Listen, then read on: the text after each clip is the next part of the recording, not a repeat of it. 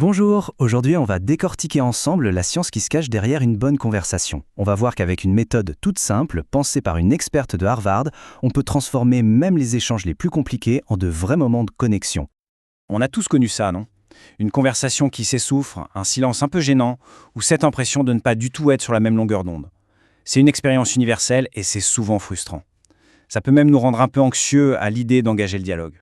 Et s'il y avait une méthode pour surmonter ces obstacles? Eh bien, c'est exactement ce que propose le cadre Talk. C'est un acronyme hyper simple à retenir qui va nous aider à décomposer l'art de la conversation en étapes claires et surtout applicables. Alors, talk, qu'est-ce que ça veut dire? T pour thème de discussion. A pour asking, l'art de questionner. L pour levity, la légèreté. Et K pour kindness, la bienveillance. Voilà, ce sont nos 4 piliers pour construire des conversations solides et beaucoup plus authentiques. Allez, on commence par la base, les fondations, les 2 premiers éléments, T et A. Ils sont la structure même d'une bonne conversation. Il s'agit de quoi on parle et surtout comment on explore ces sujets. L'idée ici est vraiment intéressante, c'est celle de la pyramide des thèmes. Il faut voir ça comme une sorte de feuille de route pour guider une conversation. On ne commence jamais par le sommet, on gravit les échelons petit à petit pour construire la confiance et créer une connexion. Et le processus est assez simple en fait. On commence tout en bas avec des sujets légers, le fameux small talk sur la météo ou l'actualité. Ensuite, on monte d'un niveau avec des sujets plus ciblés, les passions, les projets de la personne. L'objectif final, bien sûr, c'est d'atteindre le sommet, là où on parle de choses profondes comme les valeurs, les émotions. C'est là que le vrai lien se crée. On passe au A de asking, l'art de questionner. Et là, attention, la clé, ce n'est pas de poser n'importe quelle question.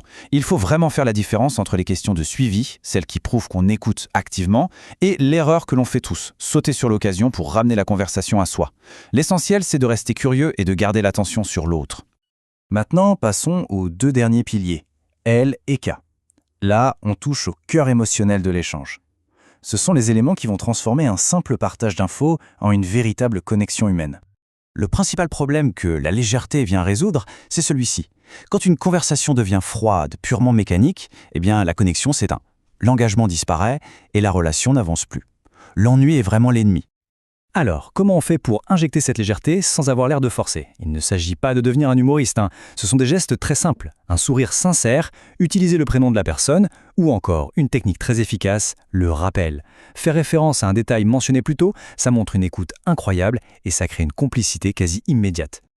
Et enfin, la dernière lettre K pour kindness, la bienveillance. C'est un outil hyper puissant, surtout dans les conversations difficiles.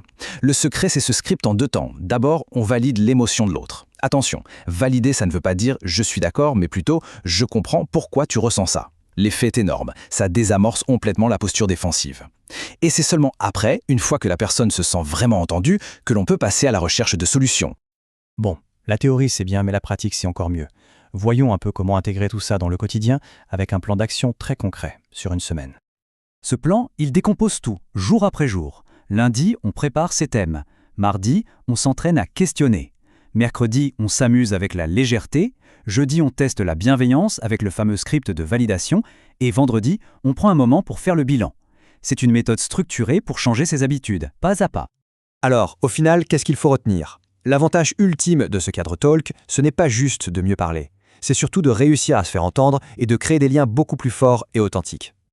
Et ça, c'est peut-être le message le plus important de tous. Avoir une communication efficace, ce n'est pas un talent magique réservé à une élite. Non, c'est une compétence, tout simplement. Une compétence qui se travaille, qui se pratique et qui s'améliore, à condition d'avoir les bons outils.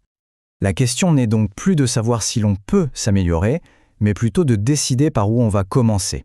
Quelle sera la première conversation, que ce soit au travail ou à la maison, qui bénéficiera du cadre talk? C'est le moment de se lancer.